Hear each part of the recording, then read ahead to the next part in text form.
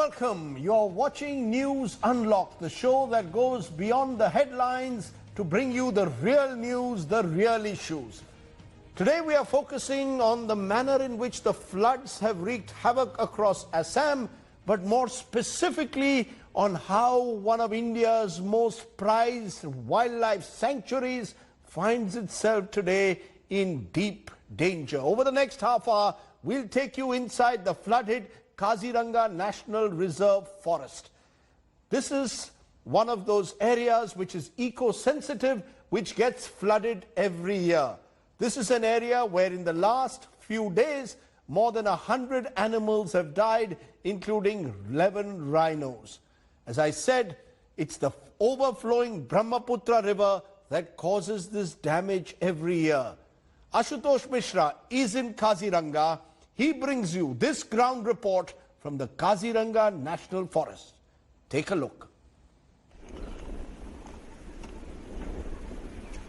Kaziranga National Park is submerged in water.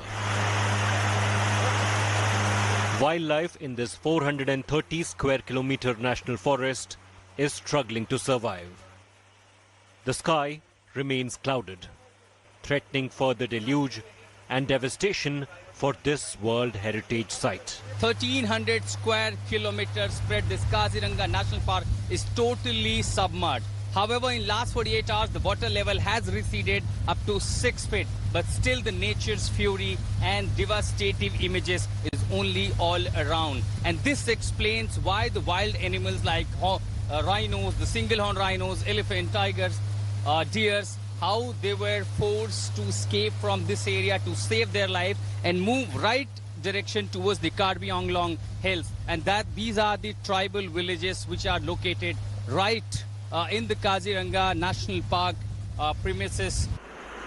Kaziranga is known for its single-horned rhinos. They are now wading through flood in search of safer dry land. Bringing you the images first time on your television screen from the protected area of Kaziranga National Park. This area is not open for anyone except the wild animals, and they are the rare single-horned rhinos venturing out in the flood-affected areas of Kaziranga National Park. This which also looks completely submerged due to rise in Brahmaputra river level. Still there are heavy rain in Arunachal areas in the upper hills, which is likely to give no relief to this area. Nearly 90% of this more than a century-old reserve forest and its 126 anti-poaching camps are currently underwater. What used to be marshlands and vast green grassland is now a part of the flowing river. Grey light of an overcast sky is reflected in the water, broken by the mere tips of elephant grass that stick out here and there. The hills in the distant background lure with the promise of a safe harbour. Kaziranga, yeah, no doubt, this is one of the 6th highest flood in the history of Kaziranga. The highest flood was in during the year 1988. But last 4 years, we had 3 number of highest floods. So every year, whenever there is highest flood, lot of damage to the park. Mainly our communication network got washed away. Our camp used to be get washed away. Then mainly that mother with calf used to be get separated. So in such way that it is a big damage to the Kaziranga National Park. How many wildlife animals have been killed during this season? So far this season 113 animal died, and out of that 11 was rhinos. So the rhinos is basically a huge number to us, because out of 113, so around 80% is basically hog deer. Our hog deer population is a huge population, so around 40,000. So even 5-10% casualties won't make any difference. But 11 single-horn rare rhinos, that even 1 or 2 death also, it's a big loss to us, because the Kaziranga is known for protection of one-horned rhinoceros. These are the Highlands Park we're talking about. There's one rhino is spotted there. Right there, one rhino has been spotted. So how many highlands are there inside the Kaziranga National Park? 33 islands, and we are having good networks of anti-poaching camps. Highest number of anti-poaching camps. We are having 223 numbers of anti-poaching camps. Only the top of the trees are visible in the dense forest area. Forest authorities are working hard to keep track of the animals and help them survive. And this is watchtower of forest rangers in Kaziranga National Park. And so all its flooded areas where everything is underwater, they are here to protect the wildlife, the wild animals in this protective area of Kaziranga National Park. And if you see, there are many wild animals, including that single-horned rhino, which is venturing out very close proximity of the foreign rangers' watchtower. And these are the highlands. So if you understand what exactly the highlands are, these are makeshift highlands which are made inside these terrain of Kaziranga National Park to protect these animals. If water level goes up, then these animals take shelter on these highlands. Elephant heads can be seen bobbing above the water as a herd makes its way through the flood. The forest officers are now trying to take the rescued animals to shelters and then release them to safer highlands. But the bigger challenge are the cubs. Separated from their mother, it's difficult to even feed them. This baby rhino finally drank milk from the forest officials this morning. 84 people lost their lives. 113 wild animals died in natural calamity in Assam. Bringing you this ground report from Kaziranga National Park with Sanjay Kumar. This is Ashutosh Mishra reporting for India Today. Now let's be clear, it's not just the floods in Kaziranga that are a threat to the animal population of the area. It's also human encroachments, mismanagement of the wetlands that's posed a major risk to the rhinos. Here's another special report. Kaziranga floods every year because of the monsoon deluge of the Brahmaputra. But these fresh images of Kaziranga's chief residents struggling to find dry land has once again raised questions about the government's wildlife conservation policy. This season 113 animal died, and out 113, that's huge. This is huge, and out of that 11 was rhinos. Monsoon water flooding Kaziranga isn't a new phenomenon.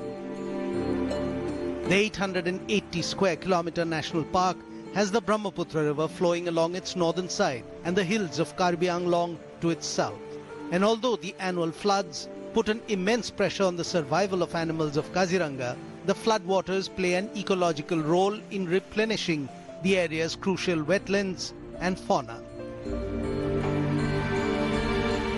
During monsoons, animals instinctively seek high ground, and in Kaziranga by June, the rhino and other animals would move to the highlands of neighboring Karbi Anglong. That is how nature made it work. But increasing human settlements, commercial establishments and roads cutting through animal corridors are blocking the animal pathways. And what we get to see is this. A 30-year-old rhino lying exhausted on Assam's National Highway 37 while traffic rolled on meters away from it. Experts point out the need for freeing up these animal corridors and allowing rhinos and other animals access to their natural highlands. I think the long-term conservation for Kaziranga is the conservation of Karbi Anglong Hills. If we can conserve the Karbi Anglong Hills, that will act as a natural, the highlands. And I personally feel, since the rhino is a floodplain animals, and they doesn't need hills, they only need, some high grounds during the flood time. Park officials do rescue vulnerable animals, and they have made provisions to allow animals to move towards their natural monsoon habitats in the hills.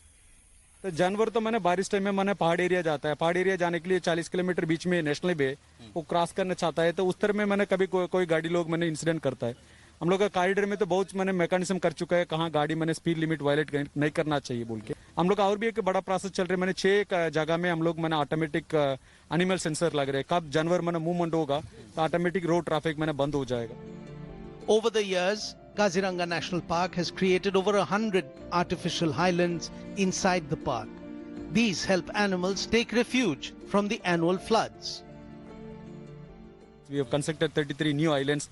We upgraded 20 kilometer roads, and this time also Government of India also agreed to give 32 kilometer road work to convert road into a highland type of things. The siltations from the highlands is likely to deposit silt in the existing wetlands inside the national park.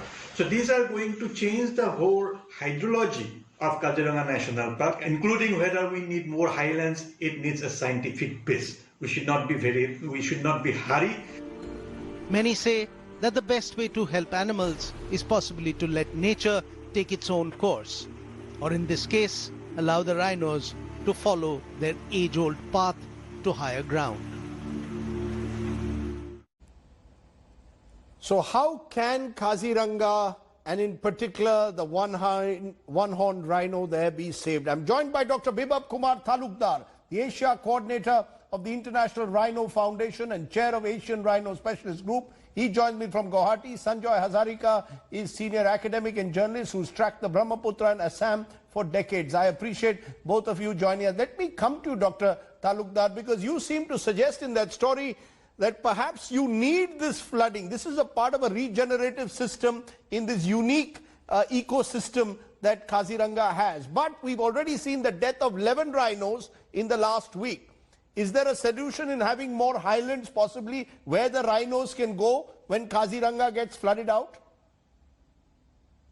Well, let me also clarify that we have 2,400 rhinos inside Kaziranga National Park. And not all 2,400 rhinos moves to Karbi Anglong. There are existing highlands which were partly constructed, and also naturally there are altitudinal gradients. So most of the animals also find space inside. Annual flood is a natural process, and this is the only natural force that enforces the survival of the fittest theory of the Darwin. That means in these natural floods, some weaker animals dies. Of course, we feel very bad whenever animals dies. But the process, and the rhinos and all other these herbivores are accustomed to live in floodplain ecosystems. And only they need highlands during this flood time, probably for 10-15 days. Now, by saying so, I'm not saying that we don't need highlands. Highlands already being constructed, 33 already the park director has mentioned in 2019. To make more highlands, I personally feel that we should assess the situation, whether and where these highlands are important, so that the siltations that may come out from these highlands are not going to destroy the wetlands and grassland composition. Because remember, these wetland and grassland compositions feed the rhinos and other herbivores for almost 350 days out of 365 days. Maybe 10-15 days of high flood, they need some highland, and some of these existing road maybe increase the height. But we need to see the hydrology, we need to see the drainage pattern. So it needs a very scientific approach, for which, I take your point. I take your point that you, in a sense, need to almost regenerate Kaziranga every year, and the floods, in a way, do that for both animals as well as those who live in and around Kaziranga. But, this is a point, Sanjoy Hazarika, that is being made again and again, that flooding is an annual ritual in Assam.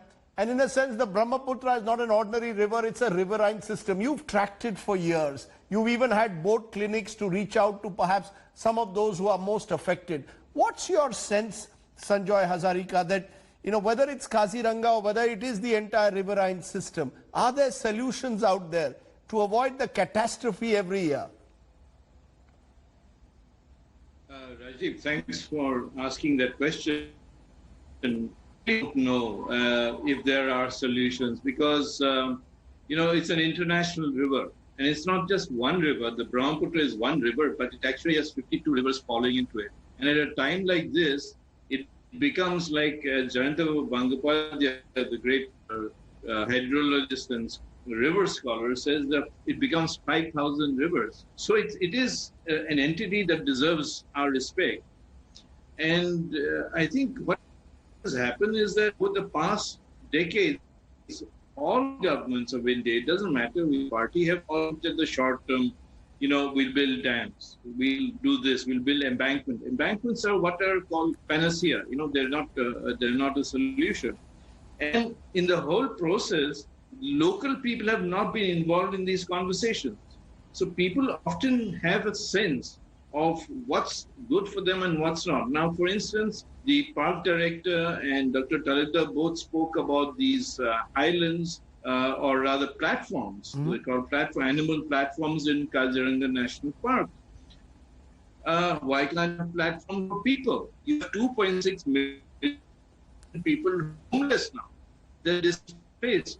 I have from my team in the boat clinics, we were talking about the shortages of drinking water.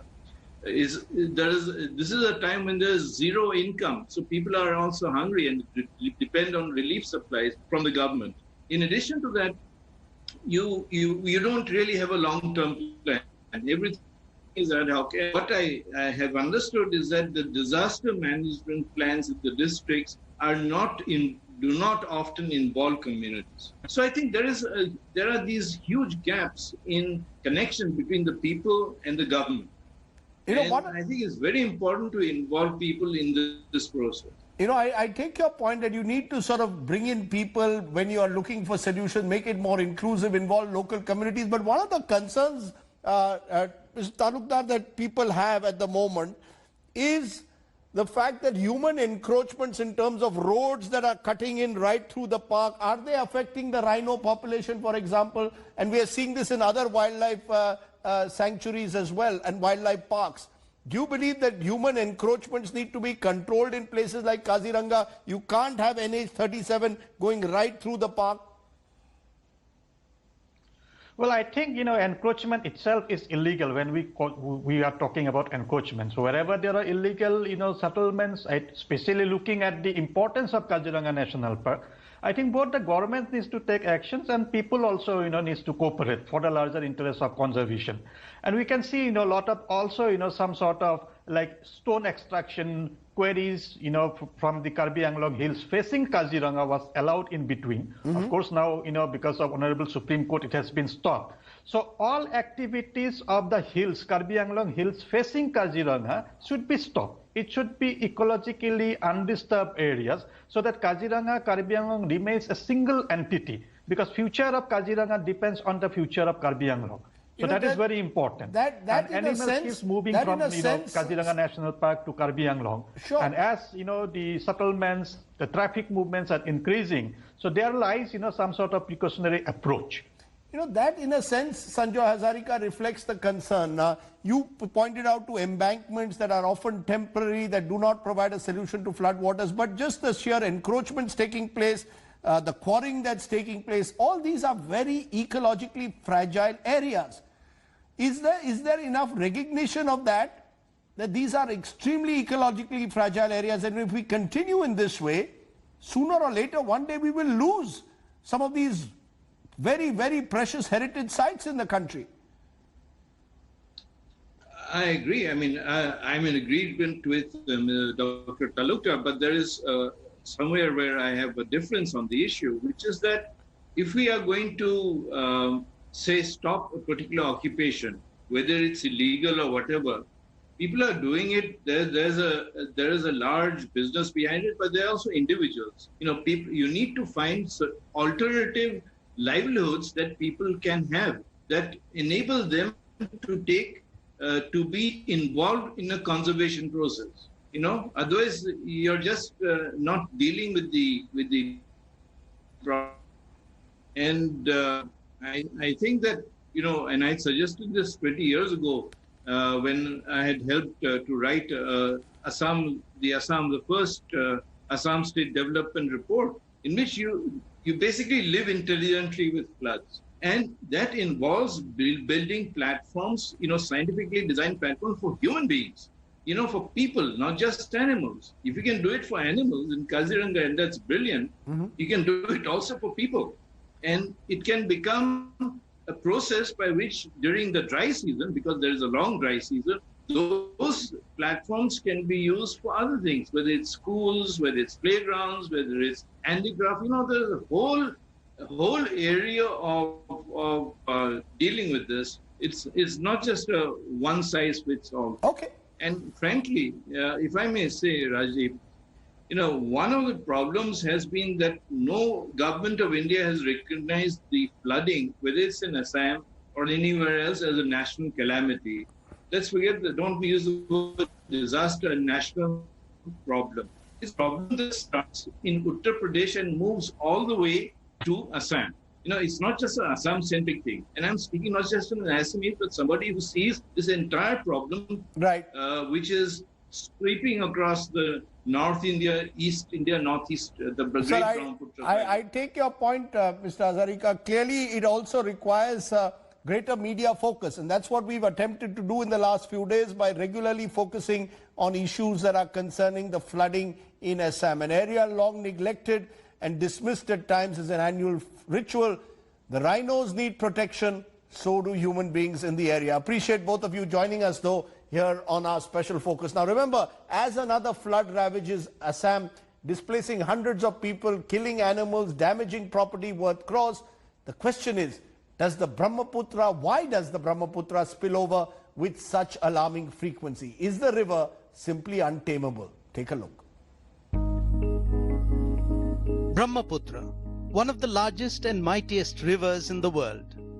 Originating in Tibet, it breaks through the Himalayas in great gorges and into Arunachal Pradesh in India. It runs through Assam, sustaining lives and livelihood along its banks. But every monsoon, the lifeline snaps, breaking all boundaries and causing widespread misery to about 20 of the state's 32 districts. While the floods do bring along large-scale devastation and increasing high floods pose a threat, experts believe they are a necessary evil specifically for Kaziranga because it nurtures its ecosystem. So flood used to help us quite largely during the monsoon times. It used to clean all our wetlands. It used to remove all the weeds. And it used to ensure that the grassland is a permanent grassland. Otherwise, the grassland will become converted into a woodland. So flood also used to play a major role in conservation of Kaziranga. No doubt, in case of any flood above the danger level, that is also bring a devastation. Yeah, that used to bring the devastation, no doubt. To minimize the yearly trail of death and destruction that the rampaging Brahmaputra and its tributaries leave behind, governments have worked towards construction of dams, dredging and the building of embankments. We have to construct big storage reservoirs in the tributaries, main tributaries of river Brahmaputra, maybe at the foothill. For flood mitigation, we are doing only patchworks. Whenever a problem occurs in some places, we try to solve that problem. We're not looking at the holistic picture. Reinforcement of embankment has not happened the way it should have happened, and that would have mitigated. It is a contractor-politician nexus that's pretty much open. This is not a classified piece of information. Because, if you make a permanent or a semi-permanent or a well-reinforced embankment, then every year the money is not going to come to the local contractors. The approach towards flood management seems to be targeted at immediate relief rather than long-term solutions. Despite crores and crores being spent over the years, managing the Brahmaputra has proven to be ineffective. And along the banks of the river, it is a fact of life that every year the river will flood, and every year humans and animals will continue to suffer. A special report today on the Brahmaputra and more importantly, in this instance, on Kaziranga. Quickly, you can help Assam. Let me give you a quick note how you can help. Account name Chief Minister Relief Fund, Assam, account number 35969660230, and that's the IFC number below it. Do help generously the people of Assam. Assam needs your help. That's it on the News Unlocked. As we said, our job is to bring real news on prime time. We need to unlock news. Thanks for watching. Bye for now.